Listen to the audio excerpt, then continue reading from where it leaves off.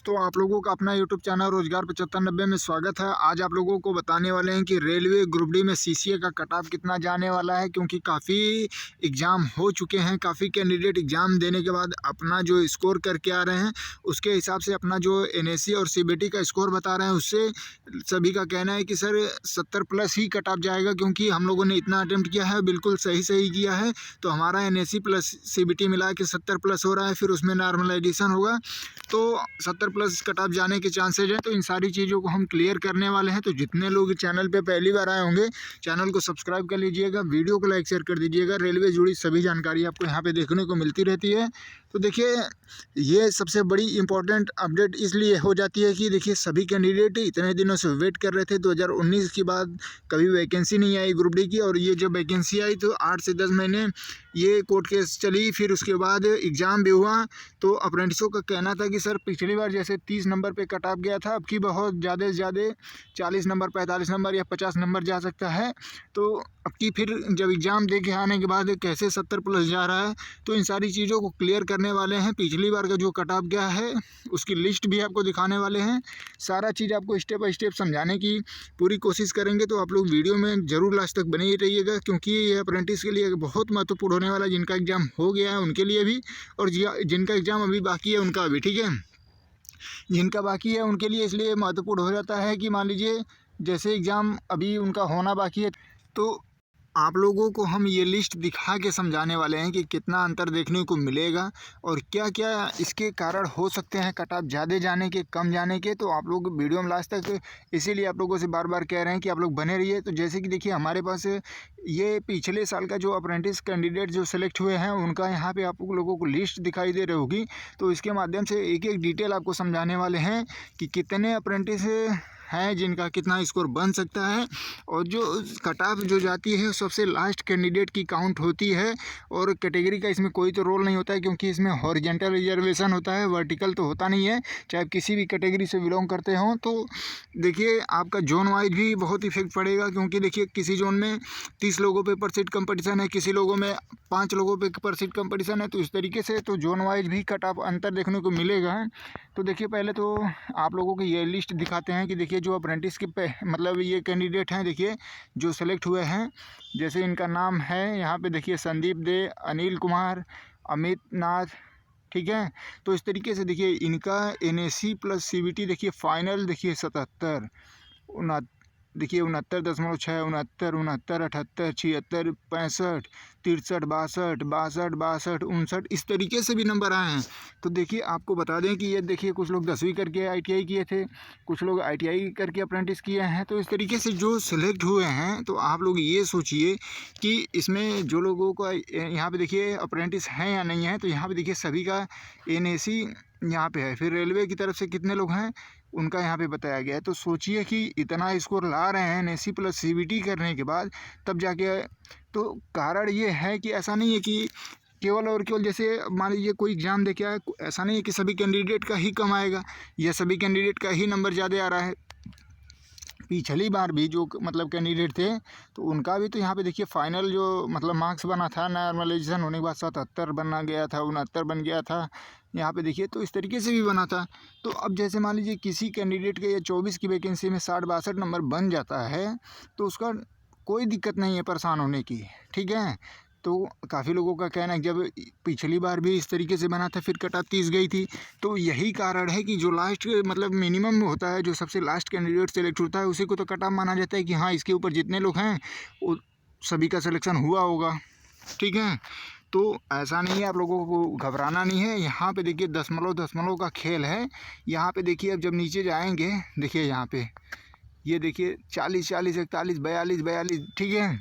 जैसे अगर मान लीजिए आपका जो 60 नंबर का आप लोग टारगेट रख रहे हैं कि एनएससी प्लस सीबीटी 60 नंबर जाएगा, 62 नंबर जाएगा। तो जैसे ऐसा नहीं है कि 60 गया तो अगला कैंडिडेट का 61 होगा, अगला कैंडिडेट का 62 होगा जो सेलेक्ट हुआ है, ऐसा नहीं है। मिनिमम 60 जाएगा। तो देखिए यहाँ पे जैसे पिछले बार का ये कैंडिडेट हैं, जैसे इनका देखिए 42.09085, दशमलव के अंदर भी कितने पॉइंट तक जाना पड़ रहा है, ये भी कितना महत्वपूर्ण है। सोचिए, आप लोग एक एक नंबर का महत्व नहीं समझते हैं, लेकिन यहाँ पे देखिए पॉइंट पॉइंट का भी कितना अंतर है। ठीक है, यहाँ पे देखिए 42.69, 42.859, 58, 42.20। तो इतने दशमलव में अगर एक एक नंबर ऊपर नीचे होगा तो एक एक जोन में 500-500, 700-700 कैंडिडेट ऊपर नीचे होंगे। ठीक है, और जो NAC का नंबर है, जैसे मान लीजिए किसी का 33 है, किसी का 27 है। जैसे किसी का 33 है 1/3 करने के बाद, किसी का 26 है, किसी का 27 है। तो ये जो आप लोगों को 7 नंबर का गैप देखने को मिल रहा है ना, तो इसमें हज़ारों कैंडिडेट ऐसे होंगे जो ये 26 वाले होंगे, और इनके में अंतर जो है ना, हज़ारों कैंडिडेट को डिफरेंट करेगा, अंतर रखेगा। ठीक है, तो ये सारे महत्वपूर्ण इसमें अपडेट हैं। तो आप लोगों को बिल्कुल परेशान नहीं होना है। जैसे जैसे एग्ज़ाम दे के आए, कोई कैंडिडेट बोल दे रहा है कि नहीं हमारा तो इतना सही है, हमारा NAC प्लस CBT मिला के 70 बन रहा है। अब बाकी कैंडिडेट ग्रुप में परेशान हो गए कि चलिए अब की बार तो NR का 70 जा रहा है, प्रयागराज का 70 जा रहा है, अब कैसे होगा सिलेक्शन। अब तो 70-75 कट ऑफ जाएगी, 65 कट ऑफ जाएगी। तो ऐसा नहीं है, पिछली बार भी 70-75 वाले NAC में सेलेक्ट हुए हैं। ठीक है, लेकिन सभी लोगों का तो आएगा नहीं। मान लीजिए अगर, ठीक है, मान लीजिए प्रयागराज का ही हम ले लेते हैं, जैसे 404 सीटें हैं। ठीक है, तो इसमें मान लेते हैं कि मान के चलिए 200 ऐसे कैंडिडेट होंगे जिनका 65 प्लस होगा। ठीक है, फिर 100 कैंडिडेट ऐसे होंगे जिनका 60 प्लस होगा, 61 प्लस होगा। फिर जो 100 सीटें बच रही हैं, 104 सीटें, उसमें तो मान लीजिए 57-58 भी आ सकते हैं, 59 भी आ सकते हैं। ऐसा भी तो होगा, ऐसा तो नहीं है कि केवल और केवल ये जो 65 प्लस 70 प्लस वाले ही 404 कैंडिडेट होंगे। तो बिल्कुल भी घबराना नहीं है आप लोगों को। एग्ज़ाम जिनका हो गया उनका भी, जिनका नहीं हुआ है उन लोगों से यही कहना है कि देखिए, आप किसी भी जोन से फॉर्म भरे हों, आप लोग एक्यूरेसी, जैसे आप लोग ALP टेक्नीशियन में देख लिए हैं कि नहीं, पिछली बार 28 नंबर 24 नंबर एक कैंडिडेट का बढ़ा था। तो देखिए उस कैंडिडेट का इस वजह से बढ़ा था, रेलवे का खुद जवाब उस पर आया था कि देखिए वो जोन काफ़ी टफ था, वहाँ कोई कैंडिडेट जल्दी फॉर्म नहीं भरता है, और अपने जोन का वो टॉपर था, इस वजह से उसको इतना नंबर दिया गया। सभी का इतना नंबर नहीं बढ़ा था। जैसे उस कैंडिडेट का आप अभी भी जाके देखिएगा, जिसके पास उसका स्कोर कार्ड होगा, तो उसने 17-18 क्वेश्चन लगभग गलत किए थे। ऐसा नहीं है कि उसका पूरा 100% सही था, लेकिन फिर भी उसको इसलिए इतना 24 नंबर का नॉमिनेशन मिला।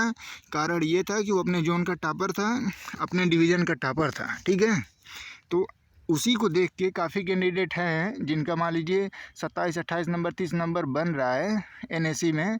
तो जब एग्ज़ाम देने जा रहे हैं ना, तो उनका कहना है कि सर हमारा 45 सही है, बिल्कुल 100% एक्यूरेसी है, तो हमको 20 नंबर नॉमिनेशन मिलेगा, हमारा 65 नंबर हो जाएगा। तो ऐसा नहीं है, आपका पेपर नॉर्मल था, अदर शिफ्ट में के अपेक्षा यह हार्ड था, उस हिसाब से डिसाइड होगा। ठीक है, एक्यूरेसी भी मायने रखती है, लेकिन इतना नहीं रखती है कि आपको 20-20 नंबर लेके चला जाएगा। तो कम से कम इतना क्वेश्चन तो अटेम्प्ट करिए कि जिससे आपका सिलेक्शन हो जाए। तो आप सभी साथियों से निवेदन है कि आपको पूरी जानकारी हम डिटेल से इसीलिए समझाते हैं ताकि आप लोगों से कोई मिस्टेक ना हो, और आप लोग छोटी छोटी चीज़ों को लेके पूरे दिन परेशान रहते हैं, तो इस तरीके से ना हो। किसी 1-2 लोगों से आप जब पूछ रहे हैं कि आपका एग्ज़ाम हो गया, कितना किए हैं, तो सभी 70, 72, 65 इस तरीके से बता रहे हैं। तो आप लोग बिल्कुल डरे नहीं, आपको आ रहा है तो करिए, आप अपने अपेक्षा के हिसाब से करिए, जितना आपकी क्षमता है उतना करिए, जो होगा देखा जाएगा। अगली वैकेंसी फिर तैयार है, बिल्कुल भी डरना नहीं है। जिनका कम स्कोर आ रहा है उनको भी परेशान नहीं होना है, जिनका 55 बन रहा है उनको भी डरने की ज़रूरत नहीं है। अभी आंसर की आने दीजिए, फाइनल नंबर आने दीजिए, शॉर्ट लिस्टेड होने दीजिए, उसके बाद देखा जाएगा। ठीक है, बाकी जो भी डाउट आपके हैं आप लोग कमेंट करिएगा, बिल्कुल उसको इसी तरीके से डिटेल से हम समझा के आपको हम प्रोवाइड कराएंगे। और जो लोग चैनल पे पहली बार आए हैं, चैनल को सब्सक्राइब कर लीजिएगा। धन्यवाद।